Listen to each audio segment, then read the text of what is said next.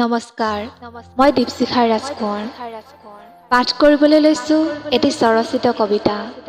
কবিতাটিৰ শিৰোনাম স্বাধীনতা ক'ত।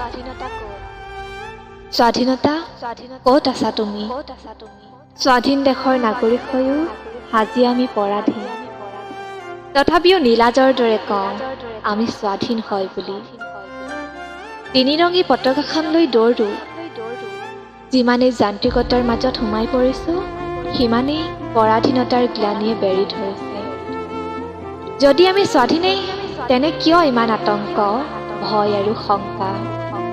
চুক ভেকুলীৰ দৰে কিয় ভয়ত পেঁপুৱা লাগো? সাৱধানতাৰ বাণী কিয় শুনিব লগা হয়? তিৰংগ পতাকা উৰে, তথাপিও কিমান নিৰ্ভয়ে মুক্ত হৈ থিয় হৈ থাকোঁ আমি। কেনে স্বাধীনতা এয়া? এবাৰ চুই চাবলৈ মন যায় স্বাধীনতা। এবাৰ মুক্ত হৈ স্বাধীনতাৰ উশাহ ল'বলৈ মন যায়।